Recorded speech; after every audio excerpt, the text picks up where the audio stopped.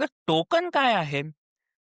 इथे एक खूप महत्वाचा कन्सेप्ट आहे, की आपल्याला ना आपण एआयला मुंबई महाराष्ट्रात आहे हे माहीत नाहीये. त्याला हे माहिती आहे त्याच्या डेटामध्ये मुंबई आणि महाराष्ट्र हे सारखे-सारखे शब्द येतात किंवा त्याच्या डेटामध्ये असे लाखो वाक्य आहेत जिथं त्याने ऐकलंय, की मुंबई हे महाराष्ट्रात आहे. त्यामुळे तो जेव्हा आपण विचारतो मुंबई महाराष्ट्रात आहे का? त्यावेळी तो म्हणतो, "हो, मुंबई महाराष्ट्रात आहे" आणि मग त्याचं तो एक उत्तर बनवू देतो. आणि ह्याच्यामधूनच आपल्याला अजून एक महत्त्वाची गोष्ट कळते, ती म्हणजे Google विरुद्ध जेन एआय. Google हा एक लायब्रेरियन आहे. जेन एआय हा एक लेखक आहे.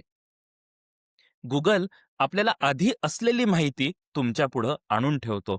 जेन एआय काय करतो? जेन एआयकडं खूप सारा डेटा आहे. एल-एल-एमकडे खूप सारा डेटा आहे. त्यामुळे त्याला माहिती आहे, एका शब्दानंतर कुठला शब्द येतो, त्यानंतर कुठला शब्द येतो, त्यानंतर कुठला शब्द येतो. ही त्याला शाब्दिक मांडणी जमत असल्यामुळे तो काय करू शकतो, तो काहीतरी नवीन घडवू शकतो. हे झालं टेक्स्टच्या बाबतीत. मग इमेजेसच्या बाबतीत काय होतं, तर एका पिक्सल नंतर दुसरा पिक्सल कुठला आला पाहिजे, हे त्याला कळायला लागलं.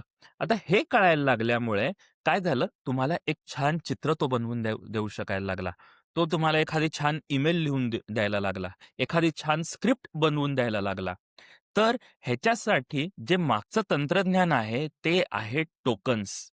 म्हणजे प्रत्येक शब्द हा फोडून त्याचं एक-एक भागामध्ये रूपांतर केलं जातं आणि या शब्दानंतर कुठला शब्द येईल, थोडक्यात म्हणजे ह्या टोकन नंतर कुठलं टोकन येईल, त्यानंतर कुठलं टोकन येईल, हे एआयला माहीत असतं.